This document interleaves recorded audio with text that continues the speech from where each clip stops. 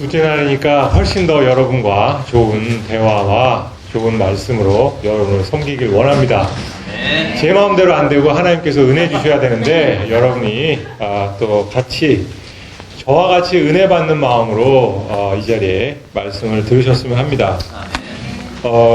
어저께 마태복음을 보면서 마태복음은 구약에서 이야기하는 그 메시아가 바로 예수님이시다. 예수님에 대한 예언들이 구약에 다 나와 있다를 중점적으로 우리가 볼 수 있었는데 오늘은 마가복음을 보겠는데 마가복음은 도대체 그리스도라고 하지만 그 그리스도가 누구신가?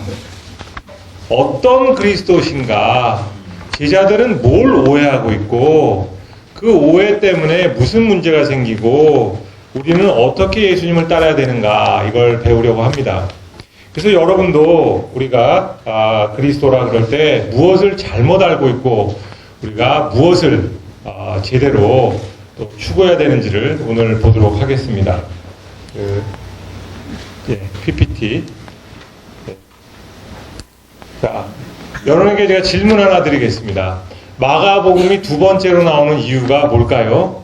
마치시는 분에게 제가 선물도 하나 가져왔습니다. 자, 기도를 많이 한 초콜릿이에요. 왜 두 번째 나올까요? 네, 이건 보통 초콜릿이 아니에요. 이거 먹으시는 분은 건강이 회복됩니다. 복이 생깁니다. 혹시 네, 왜 두 번째 나오는지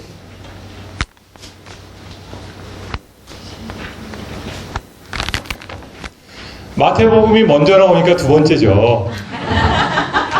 라고 얘기하면 물론 답이 안 되겠죠.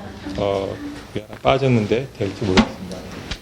두 번째 나오는 이유는 마태복음이 압도적인 영향력과 중요성을 가지기 때문에 그렇습니다. 그러니까 마태복음만큼 영향력이 있었던 초대교회에 복음서가 없었기 때문에 이것을 가장 먼저 내세운 거고 마가복음은 마태복음의 요약이다라고 얘기를 하는 사람까지도 있을 정도로 축소된 내용인데 그렇지 않습니다. 실제로 마가복음은 마태복음이 이야기하지 않는 예수님의 마지막 생애에 대해서 아주 자세하게 나와 있어요. 십자가가 굉장히 강조가 되어 있고 마태복음보다도 도대체 그리스도라고 하는데 어떤 그리스도신가를 우리에게 제대로 보여주고 있습니다. 마가의 중요한 메시지는 예수를 그리스도로 믿는 것과 그의 제자됨이 어떤 의미인가? 예수를 그리스도로 믿는 것과 제자됨이란 무슨 의미인가를 우리에게 보여주고 있습니다. 예수는 자신이 하나님의 아들 그리스도임을 자주 숨기라고 하셨어요. 이게 참 희한한 겁니다. 사람들이 예수가 누군지를 잘 모르는데 예수가 그리스도라는 것을 차츰차츰 알게 되었는데 문제는 예수님이 자신이 그리스도임을 오히려 숨기라고 말씀을 하십니다. 엄청난 기적과 권세를 행하시고 난 다음에 특히 자신의 능력을 사람들에게 말하지 말아라 여러 번 말씀하시고 예수님이 하나님의 아들이심이 인식될 때마다 그것을 말하지 말아라. 또 귀신들, 제자들, 고침받은 유대인들 모두에게 침묵을 강요하십니다. 왜 그러실까요? 그리스도임을 밝혀야 되는데 그리스도임을 숨기라 그러셔요. 첫째, 흥미로운 거는 다른 사람들은 다 모르는데 귀신들은 예수님의 정체성을 알아요. 신기해요. 그런데 귀신들에게 예수님이 하시는 말씀이 있는데 뭐냐면 그 사람에게 나오고 잠잠하라는 거예요. 잠잠하라. 말하지 말아라. 귀신들이 말하는 게 틀려서가 아니라 그들이 그리스도 하나님의 아들이라는 것을 고백하기 때문에 그것은 너네들이 다른 사람들에게 알려서는 안 되는 비밀이다 라는 차원에서 이야기를 하십니다. 네. 이 PPT가 작아서 잘 안 보이시는데 마가복음 1장 24절, 25절, 34절, 3장 11절, 12절 나중에 한번 찾아보세요. 그 다음에 예수님은 자신의 제자들에게 그가 그리스도라는 사실을 퍼뜨리는 것 또는 신적 영광의 계시를 알리는 것을 금지하십니다.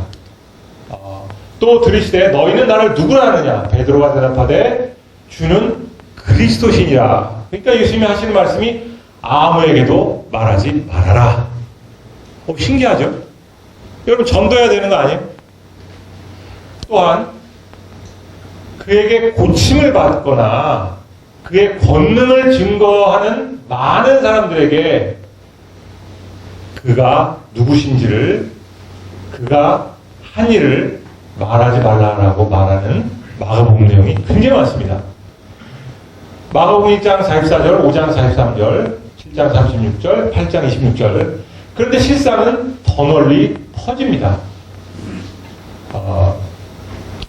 이 전체 내용을 보면은 왜 도대체 예수님은 유대인들에게는 자신이 행하신 권능과 그리스도임을 밝히지 말라라고 하셨는지 궁금하잖아요. 흥미롭게도 이방인들에게 복음을 전하셨을 때 특히 거라사에서 귀신 들렸던 사람 2,000마리의 귀신이 돼지떼로 들어간 사건이 있던 그때는 그 귀신 들렸던 사람이 예수님을 따라오겠다 그러니까 예수님이 따라올 필요 없다. 너는 너네 동네 남아서 너네 동네에서 내가 무엇을 했는지 내가 누구인지를 알려라 라고 얘기를 하셔요. 아니 유대인들에게는 알리지 말라 그러고 이방인에게는 알리라 그러고 이게 도대체 무슨 이유일까요? 네. 왜 유대인에게는 그의 메시아 되심 자기 영광의 계시 사건들을 숨기려 하셨을까요? 이거 아시는 분은 정말 제가 스네커스 플러스 제가 커피 쿠폰도 하나 쏘겠습니다. 네, 혹시 궁금하지 않으세요? 메시아로 알아도 안 믿었고 안 믿으면 하나님의 때에 예수님이 돌아가셔야 되는데 때가 안겨져서 빨리 죽이려고. 네, 바로 틀리셨어요. 정확하게 틀리셨어요. 다른 분. 네, 다른 분. 네, 어렵죠. 네. 예수는 그리스도시라는 고백이 유대인들에게는 오히려 오해를 불러일으킬 수 있기 때문에 그랬어요. 오해. 그리스도란 말에 대한 어떤 오해가 있을까요? 유대인들은 그리스도 그러면은 히브리어로 뭐라고 했죠? 메시아. 메시아는 기름 부은 것, 기름 부은 자 다 됩니다. 그리고 그것을 헬라어로 바꾸면 기름 부은 자, 기름 부은 것, 크리스토스, 그리스도. 그러니까 메시아하고 그리스도는 같은 말인데 기름 부음 받은 자라는 게 도대체 무슨 뜻이에요? 머리에 이렇게 기름 바르고 다니면 기름 부은 자가 되는 건 아니겠죠? 그죠? 무슨 뜻일까요? 여러분 무슨 뜻이죠? 그리스도? 메시아? 네. 여러 가지 뜻이 있는데 하나님이 쓰시기 위해서 특별하게 부름받은 자, 부름받은 것. 그래서 거룩한 물건도 기름 부음을 통해서 크리스투스 메시아라고 불리기도 했습니다. 그러나 실제로는 하나님이 선택하신 왕이 기름 부은 자라는 그런 명칭을 보통 누렸어요. 그러니까 그리스도 그러면은 유대인들은 뭘 생각했냐면 우리에게 왕이 오셔서 우리를 부강한 나라를 만들어 주시고 우리가 이제 전 세계를 다스리는 국가가 될 것이다 라는 생각을 했습니다. 이스라엘은 그 당시에 로마의 식민지였죠. 식민지 국민에게 가장 필요한 것은 해방이겠죠. 해방자가 오실 것이다. 그래서 정치적 메시아, 해방자를 그들은 기대했습니다.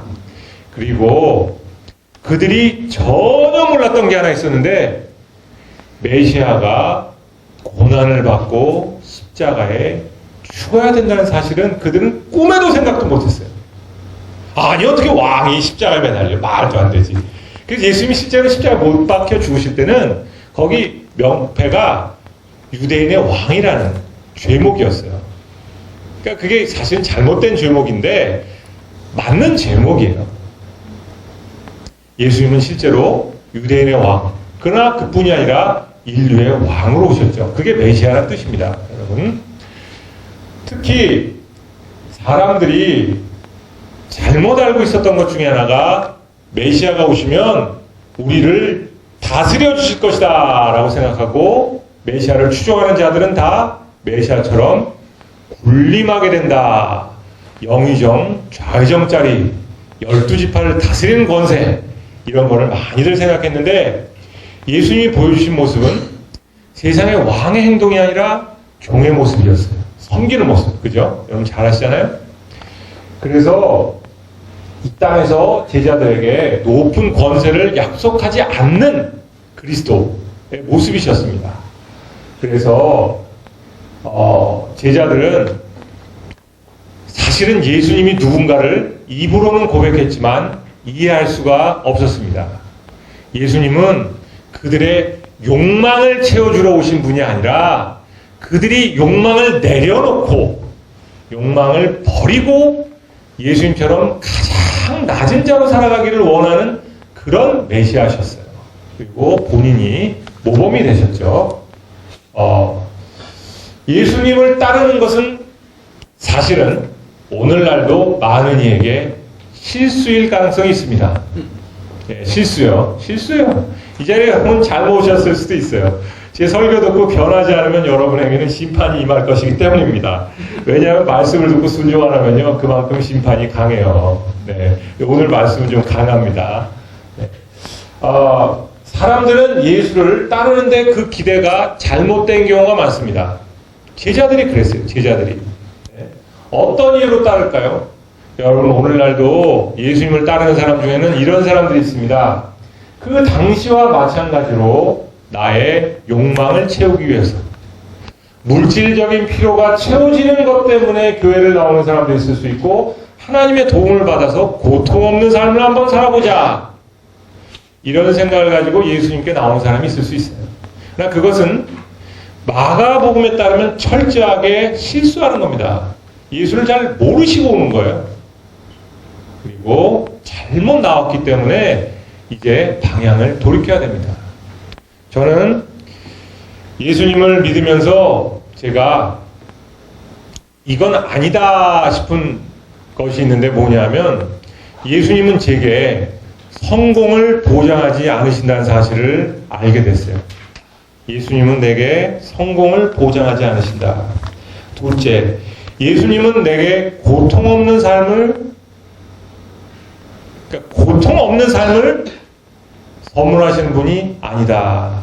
이 두 가지 여러분 명심하시기 바랍니다. 성공하는 삶, 고통 없는 삶은 예수님을 믿는 것과 상관이 없습니다. 예수님은 우리에게 성공하는 삶이 아니라 성숙한 삶을 선물하십니다. 아멘? 성숙한 삶. 굉장히 성숙한 삶을 선물하셔요. 그리고 예수님은 우리에게 고통 없는 삶이 아니라 고통 가운데서도 평안을 누리는 삶을 선물하십니다. 그거는 맞아요. 오히려 여러분 예수 믿고 잘된 사람을 우리는 주변에 많이 본다고 말을 하지만 실제로 마가복음에서 이야기할 때 예수 믿고 잘된 사람은 별로 없어요. 여러분 예수님의 제자 중에 제명에 산 사람들 봤어요? 제명에 산 12제자 있습니까? 아마 사도 요한을 생각할 수 있지만 그는 밤모섬에서 귀양살이 하다가 운명했다고 그래요. 네. 그럼 사도 바울은 어때요? 아니 예수 안 믿었으면 얼마나 잘 살 사람입니까? 예수 믿어서 팔자가 기구해졌죠. 그래서 사주팔자로 보면은 예수 믿는 건 치명적이에요. 예수를 믿으면 운명이 전부 사주팔자로 볼 때는 안 좋은 쪽으로 흘러갈 수 있다 이거예요. 제명에 못 살고. 네? 물질적으로도 예수 믿어서 부자 되기보다는 오히려 가난해질 가능성이 높아요. 예수님 믿는 사람 중에 여러분 신약의 사람들 보면은 예수 믿고 부자 된 사람이 없어요. 실제로 다 힘들게 살았어요. 그런데 예수 믿으면 가난해진다는 얘기는 제가 할 수는 없지만 꼭 그런 건 아니지만 분명한 것은 있습니다. 예수 믿으면 우리의 삶이 영적으로 복되지기 때문에 우리는 이 세상이 누릴 수 없는 참된 생명 가운데 이 세상이 줄 수 없는 성숙한 삶을 살 수 있게 된다는 거예요. 성숙한 삶. 옛날에는 사랑받길 좋아했는데 이제는 사랑을 베푸는 삶을 살 수가 있고, 옛날에는 용서하길 싫어했는데 이제는 용서하는 삶을 살 수 있게가 됐고, 옛날에는 오래 살기를 원했는데 이제는 언제 죽어도 주님 감사합니다 할 수 있는 삶까지도 가능한 그런 넓은 마음의 사람이 될 수 있다는 거예요. 그리고 예수 믿으면 우리는 이 세상이 줄 수 없는 영원한 행복을 이 땅에서부터 누릴 수 있게 된다는 겁니다, 여러분. 저는요, 예수 믿는지 안 믿는지 그게 중요한 게 아니라 제대로 믿느냐, 이걸 오늘 마가복음을 통해서 알려드리고 싶습니다.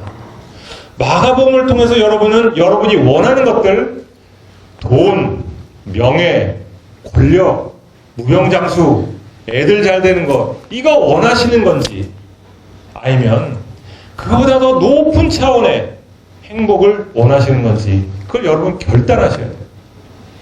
오늘날 종교는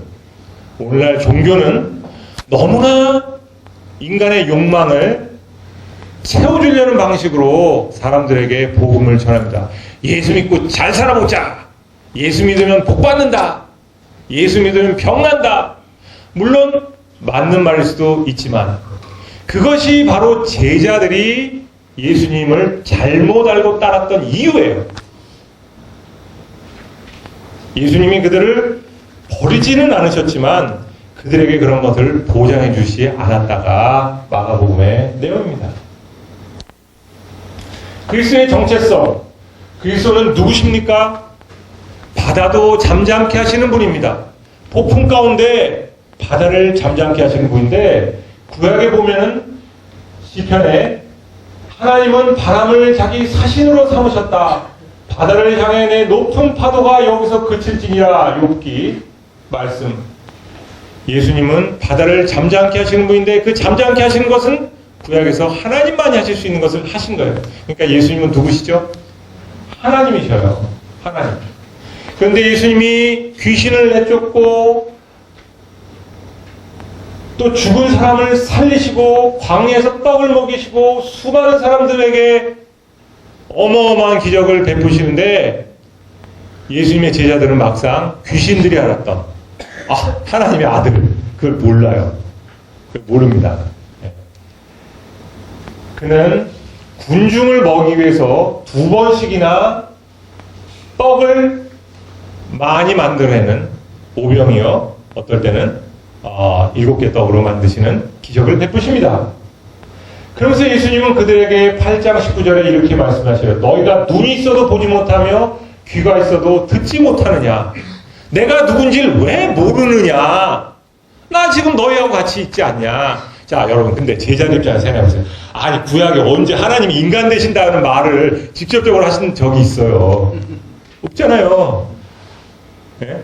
그리고 예수님 바로 옆에 있는데, 예수님이 하나님을 어떻게 알아? 그들이 생각했던 하나님은 눈에 보이는 하나님이 아니시잖아요.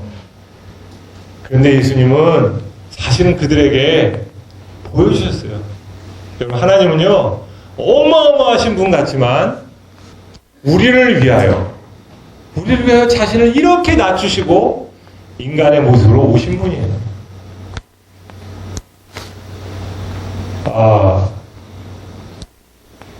너희가 아직도 깨달지 못하느냐? 내가 누군지 왜 모르느냐? 이 말씀은 이사야서 6장 9절에서 10절, 마가복음 4장 10절, 12절에서 마음이 강팍한 이방인이나 강팍한 백성에게 하시는 하나님의 호소예요. 제자들은 마음이 강팍합니다. 예수가 누군지 몰라요. 왜 모를까요, 여러분? 왜? 제가 답을 드릴까요? 왜 모르는지? 여러분, 왜 교회에 나와도 하나님을 못 만나는 줄 아세요? 그리스도가 누군지 머리로만 아는지 궁금하지 않으세요? 그들의 욕망이 하나님보다 앞서 있기 때문에 그래요. 예. 제자들은 예수를 오해합니다. 예수님이 순환이 시작되자, 고난이 시작되자 예수님을 버리고 도망가요. 왜 도망갈까요? 왜 도망갈까요? 그들은 예수님이 죽음에서 부활할 때까지 진정한 믿음이나 진정한 충성에 이르지를 못했어요. 그들은 예수를 따랐어요. 예수와 함께 했어요. 다른 걸 다 버리고 예수를 따랐다고 자기들이 얘기했지만 실상 그들은 예수를 통해서 자기들의 욕망을 채우길 원했어요. 그들은 자기를 버리지 못했어요. 그 중에 하나는 가룟유다인데 가룟유다는 예수님이 혁명을 안 일으킬 것 같으니까 아예 예수를 배반합니다. 팔아 넘겨버려요. 실망한 겁니다. 내가 원하는 예수가 아니잖아.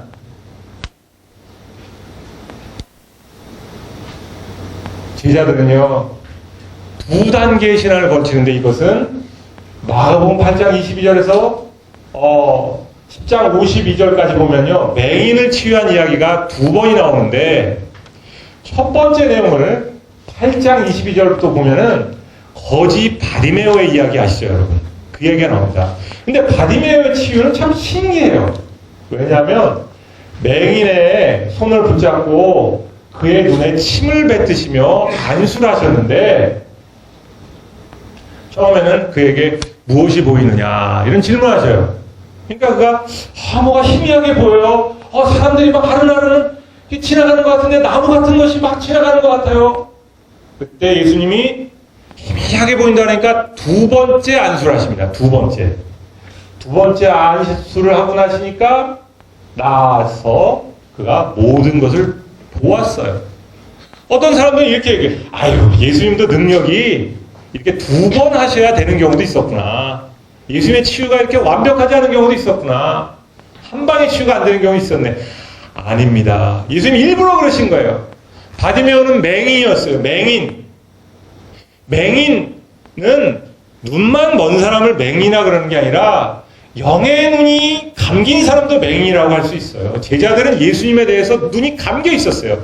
그들에게 한 번 예수님이 다가와서 그들과 같이 지내셨는데 공생의 3년 동안이 바로 이 바디메오를 치유한 첫 번째 단계예요. 그런데 그는 예수님과 함께 있었지만 그들은 예수님이 진짜 누구인지 희미하게밖에 몰랐어요. 베드로가 변한 것은, 제자들이 변한 것은 오순절 때 성령 받아 그때 제대로 변하는 거예요. 저는 여러분이 예수 믿고 한 번에 변했다는 사람 별로 없을 것 같습니다. 저도 그랬어요. 그런 사람이 있을지 모르는데 한 방에 변한 사람은 대체로 한 방에 다시 거꾸로 돌아가더라고요. 그래서 저는 그런 사람 안 믿어요. 오랫동안 꾸준히 신앙생활하면서 여러분 주님 앞에 나왔지만 저는 여러분을 다시 한번 초대하고 싶습니다. 여러분 교회 다닌다고 기독교인이 아니에요. 신학교 나오고 목사 안수 받았다고 목사가 아니에요.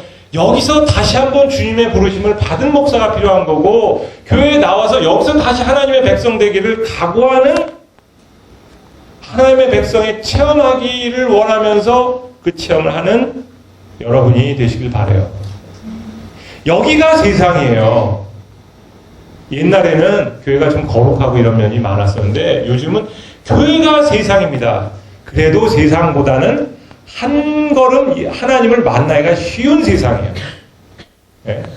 하나님 만나기가 한 걸음 더 쉬운 세상이란 말이에요. 그렇기 때문에 여기서 다시 한번 여러분 하나님을 만나시고 예수님을 만나야 돼요. 이게 바디메오가 두 번 치유받은 이유예요. 예수님이 일부러 이렇게 보여주신 거예요. 너네들 한 번 가지고 안 돼. 야, 내가 고난 당한다 하니까 다 도망가자 이놈들 이거 아직 가자 이거. 아니야, 괜찮아. 나 너네들 안 버릴 거야. 그래도 너네들 내가 치유할 거야. 하시면서 오순절날 하나님의 은혜로 성령을 보내주십니다. 그리고 성령을 체험하고 나서 그들은 화면에서 베드로는 겁쟁이 베드로가 예수님의 사도가 돼서 담대하게 설교를 합니다. 목숨 같은 거 두려워하지 않아요. 사도행전에 보면요, 감옥에서 그가 갇혔는데 그 다음날 사형을 당합니다. 그 다음날 사형수. 근데 천사가 와서 풀어주자 그러니까 굴굴 자고 있어요. 그래서 천사가 옆구리를 쳐가지고 깨워가지고 감옥문을 열고 데리고 나옵니다. 세상에 내일 죽는데 말이 됩니까, 여러분? 말이 돼요? 내일 죽는데 어떻게 잠이 와요? 베드로는 그만큼 자기가 없는 삶을 산 거예요. 매일 날마다 죽었기 때문에 더 이상 죽음이 두렵지 않은 삶을 산 거예요. 여러분 그런 거 아세요? 날마다 죽는 사람은 죽음이 두렵지 않아요. 어차피 매일 죽는데 뭐. 주님 품으로 가는데 뭐. 네? 여러분 날마다 죽으시기 바라요. 예수님을 무엇 때문에 믿는지 나를 버리고 예수님을 정말 내 주인 삼는 삶을 사는지 그걸 여러분 한번 생각해 보시기 바랍니다. 네. 베드로의 첫 신앙 고백은 영적으로 눈이 먼 상태에서 희미한 그런 첫 과정이었어요. 또 붙드 시대에 너희는 나를 누구라 하느냐? 베드로가 대답하여 이르되 주는 그리스도시다. 주는 그리스도시다. 놀라운 고백입니다. 베드로가 한 게 아니라 그 안에 성령이 하셨죠. 와, 놀라워요. 여러분, 베드로가 지금은 여러분들이 예수님이 누구신가 알기 쉬워요. 왜냐하면 성경에 나와 있으니까. 그죠? 근데 그 당시에 그게 쉬운 게 아니에요. 베드로가 예수님 그리스도세요. 예수님이 그 말 듣고 좋아하셨습니다만 예수님이 그 만족하지 못하셨어요. 왜 그런지 아세요? 네. 그는 올바른 고백을 하지만 예수님이 그 다음에 내가 많은 고난을 받고 십자가에 죽어야 되겠다라고 얘기하는 순간 안 됩니다! 주님 절대 그러실 수 없습니다 하면서 예수님을 꾸짖습니다. 네. 인자가 많은 고난을 받고 장로들과 대제사장들과 서기관들에게 버림받아 죽임을 당하고 사흘 만에 살아나야 할 것을 비로소 그들에게 가르쳤는데 베드로는 예수를 붙잡고 예수의 사명이 그게 아닙니다를 가르치셨어요. 주님 사명 그거 아니에요. 왜 죽어요? 하나님 나라 세우러 오셔가지고 그래야 나도 영의정이나 좌의정 한번 할 거 아닙니까? 그러니까 베드로가 생각한 메시아는 그냥 왕이에요, 왕. 누리는 왕, 위대한 왕. 뭐든지 나를 위해서 이제 해주실 수 있는 분, 내 편이신 분, 내 편. 네? 남편 말고 내 편이에요, 내 편. 네. 근데 그때 베드로가 예수님에 대해서 그렇게 항변하니까 예수님은 정말 심각한 말씀 하나 하셔요. 나 예수님은 부드러운 분인 줄 아셨거든요. 온유한 자인 줄 알았는데 이 사탄아 올라가라. 하나님 일을 생각하지 아니하고 도리어 사람의 일을 생각하는도다 라고 8장 32절 33절 얘기하셔요. 여러분 그렇게 가까이 있던 제자에게 사탄아 물러나가라 라고 말할 수 있는 건 이거는 보통 심각한 거 아니에요. 저 같으면 트라우마가 생겨서 평생 뭐 예수님 곁에 못 있었을 것 같아요. 여러분이 추종하던 사람이 여러분에게 사탄아 물러가라 그러면 얼마나 기분 나쁘겠어요. 네, 목사님 한번 우리 성도님한테 한번 해보시죠. 사탄아 물러가라. 몇 명이나 남아있을지. 예수님의 사명이 베드로가 설사 좋은 의도로 얘기했다 할지라도 베드로 좋은 의도로 얘기했겠죠. 그거를 사탄으로 몰아넣을 만큼 중요한 거였어요. 이 사명은 누구도 방해할 수 없는 거였어요. 인자가 십자가에 못 박혀 죽어야 한다는 사실. 네.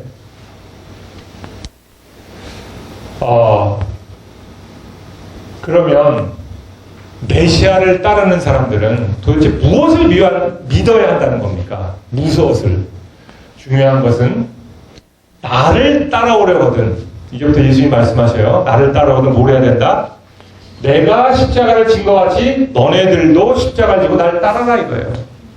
자, 예수님 왜 믿어야 되죠? 예수님처럼 십자가를 따르는 각오, 십자가를 지는 각오가 없으면 여러분은 제자가 될 수 없다가 예수님의 말씀이에요. 이거는 부드러운 말씀이 아니에요. 여기 십자가 뭔지 아세요? 십자가는 뭐냐면 사형언도를 받았는데 방소가 불가능합니다. 왜냐하면 이미 사형틀을 지고 죽음의 길로 가는 거예요. 이제 끝났어요. 이제 죽는 것밖에 안 남았어요. 그게 십자가예요, 여러분. 피할 길이 없어요. 우리는 찬송을 부릅니다. 네. 존귀 영광 모든 건세 주님 홀로 받으소서. 멸시천대의 십자가는 내가 지고 가겠으니. 그러나 실제로 여러분 삶은 어때요? 멸시천대 십자가는 주님이 지셨으니 존귀영광 모든 것을 내가 받게 하옵소서. 이게 여러분의 기도 아니겠어요? 네. 주님 지신 십자가, 주님 지신 고난 때문에 내가 이제 편히 삽시다. 이거 아니에요. 예수님 너무해. 우리한테 이런 걸 요구하시다니 말이에요. 네. 우리는 예수님을 따라야 되는데 예수님은 우리에게 모델로 보여주신 거예요. 모델로. 네. 인자에게는 제자들에게 제자도를 보여주는 모델입니다. 죽음의 상황에서도 우리는 예수님을 따라야 된다. 네. 이런 예수님의 가르침이 그럼 제자들에게 먹혔느냐? 안 먹혔어요. 예수님이 이야기를 하시고 나서 9장 31절에 보면은 또다시 두 번째 얘기를 하십니다. 네. 인자가 사람들의 손에 넘겨 죽임을 당하고 죽은 지 3일 만에 다시 살아나야 할 것이다. 9장 다시 말씀하셔요. 9장 32절에 두 번째 듣고 나서도 제자들은 뭐라고 얘기하냐면 제자들이 이 말씀을 깨달지 못하고 묻기도 두려워하더라. 이거 괜히 잘못 물었다가 나도 이거 십자가 되는 거 아니야 이거? 그러니까 예수님이 십자가를 지러 가실 때 도망가는 게 당연하죠. 당연하죠. 그들은 원하지는 않았어요. 무슨 십자가야, 미쳤어. 뭐 그런 삶을 살아. 내가 그전에는 고기 잡느라 힘들다가 지금 예수 믿고 좀 인생 한번 펴볼까 하는데 예수님이 이거 나보러 십자가를 지라고? 미쳤냐고 내가. 네.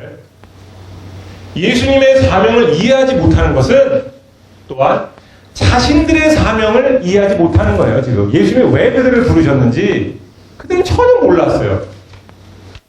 예수님의 사명도 이해 못하는데 자신들이 무슨 사명을 받았는지 모릅니다. 그러나 예수님의 사명과 여러분의 사명, 제자들의 사명은 사실은 병행구절로 같이 갑니다. 병행으로 같이 가요. 그들은 예수님이 메시아 되신 거기에 대하여 언급할 때 무슨 얘기를 하냐면 누가 크냐, 누가 우리 제자는 큰 자냐, 이것을 논합니다. 그들의 관심은 처음부터 그거였어요. 크게 되고자, 성공하고자, 잘나고자, 용두삼이. 한번 내가 말이야 세상에서 실패했는데 예수를 따라다니면서 내가 한번 성공 한번 해보자, 이거예요. 첫 번째 가르침 예수님이 이렇게 말씀하십니다. 너희 가운데 크고자 하는 자는 낮아지자는 거예요. 낮아져라. 서로가 크고자 하니까 낮아지라고 말씀을 하십니다. 그런데 어느 정도 낮아지라만 하냐면 주변에 그 어린아이가 이제 지나갑니다. 어린아이가 지나가는데 어린아이를 데려다가 이 아이가 어떤 아이냐면 이제 낮은 자의 상징이에요. 우리가 이제 어린아이 그러면 보통은 무슨 생각을 하냐면 요즘은 아이들이 귀하잖아요. 그죠? 아이들 귀하죠. 여러분 우리나라에 1950년대만 해도 어린이라는 단어가 굉장히 드물었던 거 아세요? 소파 방종환 선생님이 어린이라는 단어를 일반화 시켜가지고 우리도 애들을 인격적으로 대하자 이랬어요. 여러분 그때 애들 부르는 명칭이 뭐였겠어요? 우리나라에서? 네? 뭐 거의 요즘 욕으로 사용돼가지고 아새끼. 애들은 귀찮은 줄. 네? 물론 부잣집 애들이나 양반집 애들은 안 그랬겠죠. 게이집애, 아새끼. 예수님 당시도 애들은 그렇게 천박한 존재로 여겼어요. 요즘이나 애들을 뭐 순수하고 아주 뭐 그냥 귀하고 정말 어린아이 같은 믿음 뭐 이런 얘기하죠. 어린아이 같은 믿음이 이게 좋은 믿음이 아니에요. 정확하게 얘기하면 낮은 자의 믿음이요. 가치 없는 자의 믿음. 겸손한 믿음을 어린아이의 믿음이라고 예수님 당시에는 보통 그렇게 표현했어요. 쓸데없는 이사에서 취급받지 못하는 그런 자의 마음 자세. 하나님 이외에는 도저히 도움을 받을 수 없는 그런 자의 자세를 어린아이의 믿음이라고 하는데 이런 아이를 너네들이 영접하는 마음이 되어라. 네. 이렇게 말씀을 하십니다. 예수님은 낮아져라 됐고 이에 대해서 예수님은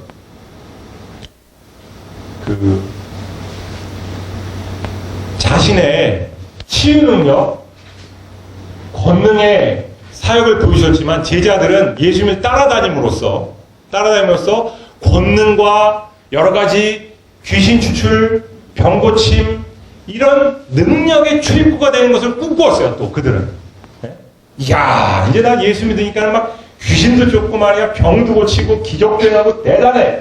근데 예수님은 한 방 때리십니다. 너네들 그런 거 가지고는 안 돼. 나의 제자가 되려거든 낮아져야 돼. 소외된 자, 주목받지 못하는 자, 보잘것없는 자들을 섬기는 자가 돼야 돼. 그래야 너네들이 높아지는 거야. 이 말씀을 예수님은 하십니다. 높아지는 게 아니라 낮아질 때, 권능을 행하는 것이 아니라 오히려 섬길 때만이 예수님이 받아주시는 제자가 된다는 거예요. 여러분 뭘로 예수님께 영광 보이시고 있으세요?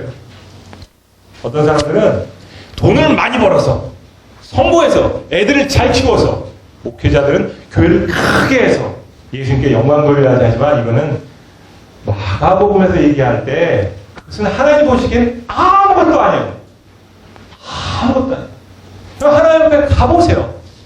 박사학위가 무슨 소용이 있으며 돈 많았던 게 무슨 소용이 있으며 이 세상에서 성공했던 게 무슨 소용이 있나. 그럼 하나님이 입김 한 방이면 다 날아갈 것들이에요. 하나님이 정말 보시기 원하는 거예요. 교회를 크게 했느냐, 얼만큼 능력 있게 네가 권능 있게 설교하고 사역을 했느냐, 사업을 잘 키워놨느냐 이런 게 아니라 얼만큼 너가 섬겼느냐예요. 특히 누구를 섬겼느냐? 보잘것없는 어린아이 같은 자들. 그런 사람들을 많이 섬기라 해요.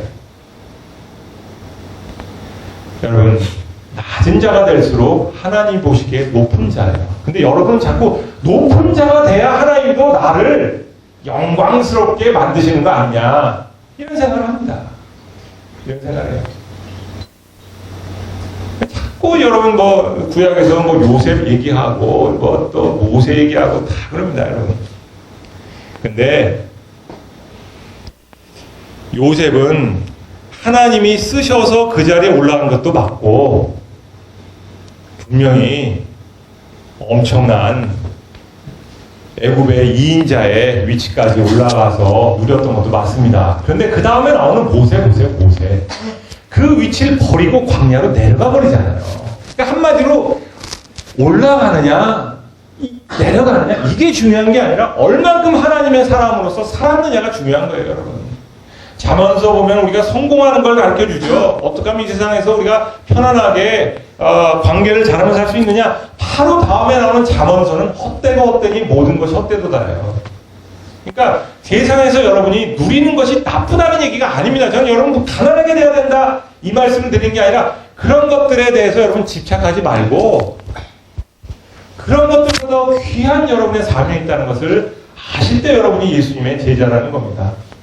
두 번째, 제자들은 너그러워야 되는데 다음과 같은 말을 9장 38절 39절에서 합니다. 다른 사람들이 우리를 따르지 않는 사람들이 귀신을 쫓아요. 누구의 이름으로? 예수님의 이름으로. 그들은 왜 예수님과 함께 못했는지 그건 아무도 몰라요. 다만 짐작하기로는 예수님은 이제 많이 돌아다니잖아요. 그죠? 그러니까 가정이 있고 또 직장이 한 곳에 매여 있는 사람들은 예수님을 쫓아다니기가 쉽지 않았어요. 그 당시에는. 그러니까 그 사람들은 예수님을 사랑하고 예수님의 가르침을 배웠지만 조금 쫓아다니다가 자기 가정 때문에 직장 때문에 그냥 그 자리에서 자기의 그 터전에서 예수님을 섬기던 사람들인데 거기서도 이제 귀신 쫓는 사람을 한 겁니다. 그러니까 제자들이 화가 난 거예요. 이 자식들이 말이야. 우리처럼 예수님 가까이 따라다녀야지. 저놈들 저거 예수님 쟤들 못 쫓게 해요. 못 쫓게. 그러니까 예수님이 뭐라 그러냐. 야 이놈들아. 큰하지 마. 내 이름으로 그런 능한 일을 하면은 그들은 나를 비방하는 자들도 아니고 너네들도 그들을 용납해야 돼. 그러니까 제자는 어떤 생각을 하고 있었어요? 우리만이 진짜야. 우리가 예수님의 제자야. 그들은 낮아진 게 아니라 높아지려고 그러고 예수님을 자기 편으로 만들려고 애를 썼어요. 여러분 조심하세요. 예수님은 여러분 편입니까? 그 말 자체가 웃긴 거예요. 어떻게 하나님이 여러분 편이 될 수가 있어요? 여러분이 하나님 편이 돼야지. 안 그래요? 뭐가 성숙한 거예요? 하나님 내 편이야. 이러는 게 성숙한 겁니까? 아, 내가 그래도 하나님 편이 돼야지. 이런 사람이 성숙한 거예요. 아시겠죠? 억울한 일 당하시면 여러분 절대 하나님 내 편 내주세요 라고 기도를 할 수 있어도 내 편이 돼야 된다는 생각을 하지 마세요. 여러분이 하나님 원수일 수도 있어요. 자기 착각일 수도 있어요. 내가 하나님 잘 믿고 있구나. 네. 늘 여러분은 하나님을 중심으로 생각해야지 자기 중심에서는 안 돼요. 이 제자들 예수님은 내 편이야. 내가 예수님 잘 믿고 있고 우리하고 다른 놈들은 다 전부 금지해야 돼. 이런 배타적인 것은 굉장히 이기적인 거죠. 이기적인 거예요. 네, 그러면 안 돼요. 세 번째 가르침, 예수님이 약자를 영접하라고 합니다. 약자를. 근데 어린아이를 또 데려왔는데 어린아이를 저리가! 하고서 이제 제자들이 멀리 해버린 거예요. 그러면서 예수님이 중대한 가르침을 주십니다. 중대한. 어떤 가르침이냐면 하나님 나라에는 새로운 질서가 있는데 하나님 나라에 새로운 질서가 있는데 뭐냐면 세상과 달리 작고 힘없는 자를 환영하는 것. 아까는 이제 섬긴다 그랬죠. 이제는 이제 환영하는 거예요. 환영하면은 그 자가 하나님 보시기에 큰 자라는 겁니다. 하나님 나라는 그런 약자들의 것이라는 거예요. 약한 자들의 것. 약자라고 해서 여러분 약자라고 해서 뭐 구원받는다 이 얘기가 아니에요. 조심해야 돼요 이거. 제가 말을 잘못하면 큰일 납니다. 약자라 해서 구원받는 것도 아니고 약자라 해서 하나님께서 그들을 편애하시는 게 아니라 정확하게 말씀드리면은 하나님 이외에는 아무것도 의지할 수 없는 상태에 있는 연약함 가운데 있는 자를 여기서는 어린아이라고 표현하는 겁니다. 심령이 가난한 자예요, 결국은. 이건 좀 시간이 필요해서 제가 설명을 나중에 드리겠는데 시편에 보면 다윗이 자기를 가난하고 궁핍하다는 얘기를 해요. 아, 다윗이 뭐 돈이 없어요, 뭐가 없어요. 왜 자기가 궁핍해? 궁핍하기는. 다윗이 얘기할 때 자신의 궁핍은 뭐냐면 아무리 세상이 참 나를 반대해도 주님밖에는 나를 구할 자가 없다는 걸 내가 압니다. 이게 무슨 말이냐면 다윗이 알았어요. 자기가 가진 어떤 것도 자기에게 도움이 안 된다는 걸 알았어요. 그리고 오직 하나님만이 자기의 구원자 되시고 자기를 구해주실 분인 걸 알았어요. 이런 사람이 가난한 자예요. 이런 사람이 약자예요. 마음이 교만한 자는 결코 약자가 될 수 없어요. 돈이 좀 있어도 겸손하고 정말 하나님 이외에는 인생에 소망이 없다는 걸 아는 사람이 있어요. 그런 사람이 약자예요. 그런 사람이 예수님이 좋아하시는 사람이에요. 예수님 따라다니는 사람 중에는 부유한 여인들도 있었어요. 그들은 제물로 예수님을 또 섬기기도 했어요. 예수 믿는다고 다 가난한 사람만 따라다니는 거 아닙니다. 약자라 그럴 때, 어린아이라 그럴 때, 가난한 자라 그럴 때, 소외된 자라 그럴 때 그들은 현실적으로도 물론 어려웠죠. 현실적으로도 어려웠어요. 그러나 그들에게는 예수님 이외에는 도저히 날 도와줄 사람이 없다는 걸 아는 마음이 있었는데 그게 바로 믿음이에요. 그게 바로 믿음. 그래서 여러분 어떤 상황에 있든지 여러분 예수님 이외에는 소망이 없는 자가 되시길 바랍니다. 그러면 여러분은 예수님에게 절대 버림받지 않고 가까이 있게 돼요. 네. 예수님은 예루살렘을 가는 길에 또다시 자세하게 세 번째 순환에 대해서 말씀하십니다. 예루살렘으로 올라가시는 길가 내가 다시 십자가에 못 박히고 이방인들에게 넘겨주게 되고 뭐 이런 얘기를 쭉 하셔요. 그리고 그들은 나를 능멸하며 침뱉으며 채찍질하며 죽일 것이나 나는 3일 만에 다시 살아나리라 말씀하셔요. 예수님이. 근데 제자들이 그걸 믿습니까? 제자들은 이해하지 못해요. 그리고 그들은 요한과 야고보가 특히 여러분 제자들의 3인방 누군지 아세요?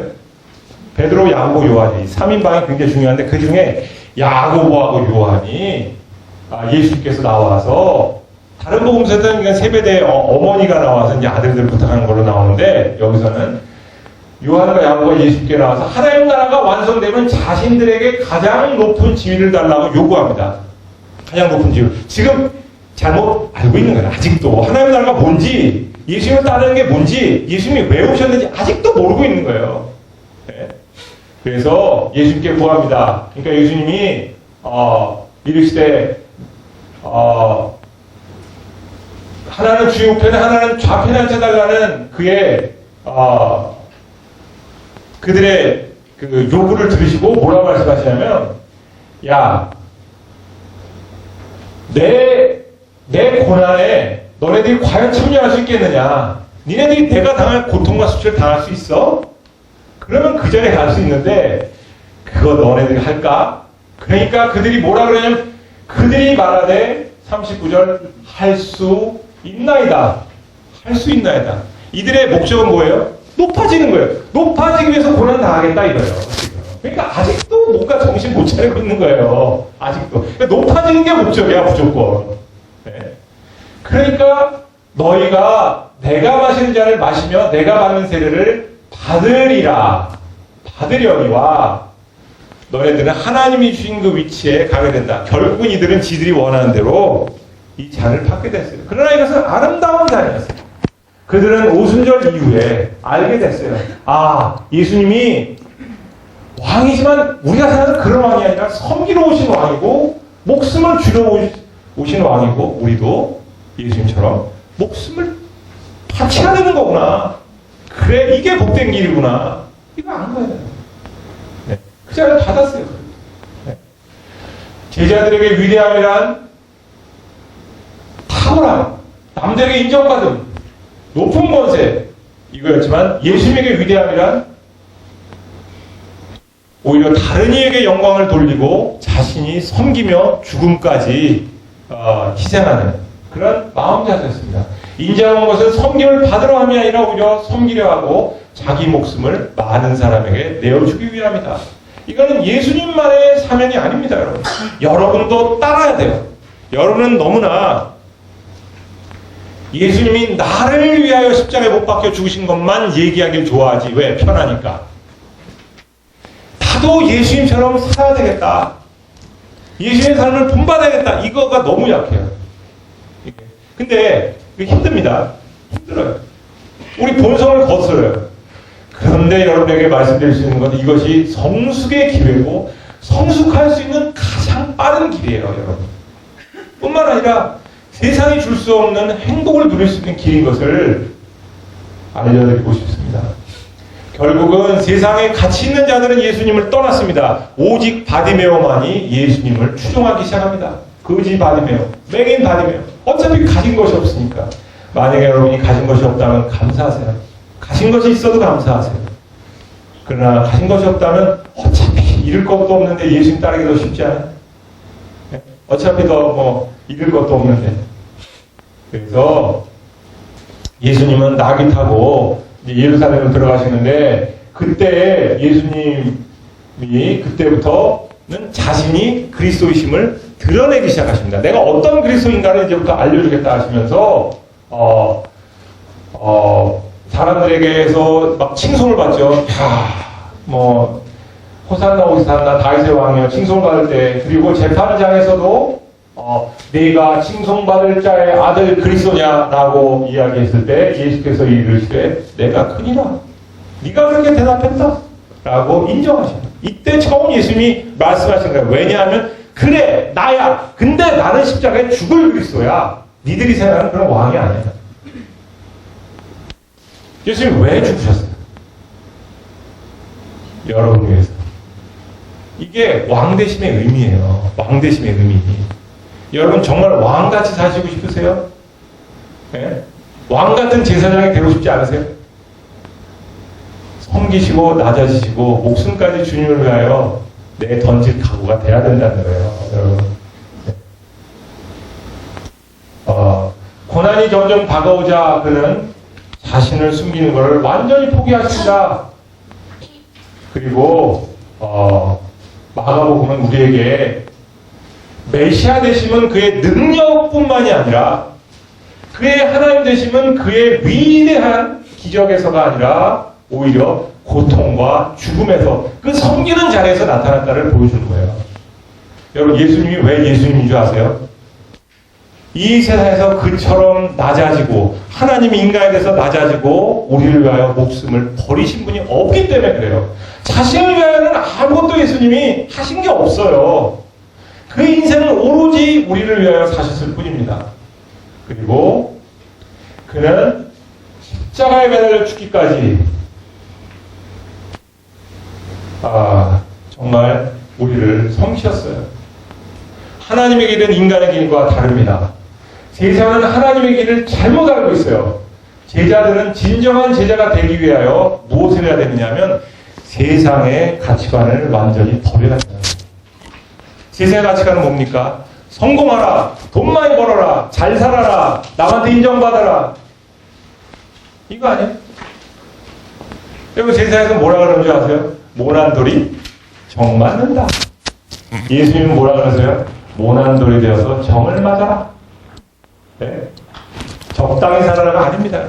예수님을 믿는데 고통이 안 따른다. 핍박이 없다. 이거 가짜예요, 가짜. 그럴 수가 없어요. 세상이 진리를 좋아하지 않는데, 세상이 하나님의 길을 사랑하지 않는데 어떻게 핍박을 피할 길이 있겠어요, 여러분? 여러분, 교회 아니라고 다 거룩한 줄 아세요? 신학대학이라고 다 거룩한 줄 아세요? 다 세상입니다. 여기서 하나님의 길을 선택하는 것이 여러분의 몫이에요. 저는 위대함과 특권을 누리는 것을 버리는 자리, 그 길을 갈 수 있다 해도 이것이 하나님의 가치관에 맞지 아니하다면 버리는 그 자리에 서는 것, 그리고 오히려 약자들을 하나님의 사랑으로 섬기는 것, 이것이 중요하다고 봅니다. 자신의 힘을 키우는 삶이 아니라 오히려 예수님을 키우는 삶. 나는 낮아지고 예수님이 높아지는 삶을 여러분들이 사시길 바라요. 저는 사실 예전보다 많이 행복합니다. 저는 예전보다 불안함도 훨씬 덜한 것 같아요. 이유는 나는 박사학위만 따면 정말 굉장히 행복할 줄 알았어요. 유학 마치고 돌아오면은 너무너무 좋을 줄 알았어요. 근데 우리나라에 오니까 자리가 없었어요. 저는 자리를 잡으면 굉장히 행복할 줄 알았어요. 자리를 잡았어요. 그리고 정교수만 되면 진짜 행복할 줄 알았어요. 정교수 됐어요. 결혼하면 진짜 행복할 줄 알았어요. 애 낳으면 행복할 줄 알았어요. 돈이 있으면 행복할 줄 알았어요. 아직 돈은 없어요. 근데 분명한 거는 제가 돈 많은 친구들 많이 알아요. 병원 원장도 많이 알고 뭐 상당히 돈이 많은 사람을 아는데 그분들 결코 행복한 거하고는 거리가 멀어요. 행복하게 보일 뿐이에요. 행복하게 보일 뿐이에요. 검사, 변호사 아니라 장관을 해도 행복하게 보일 뿐이지 행복한 건 아니에요, 여러분. 저는 장담할 수 있어요. 내가 너네들보다 행복하다고 친구들한테 얘기를 안 해도 그 사람들이 저한테 훨씬 더 행복하다 그래요. 왜냐하면은 저는 그런 것보다 더 소중한 예수님을 만나고 그분과 동행하기 때문에 그래요. 여러분, 예수님이 왜 좋냐면요, 저를 참 성숙하게 만듭니다.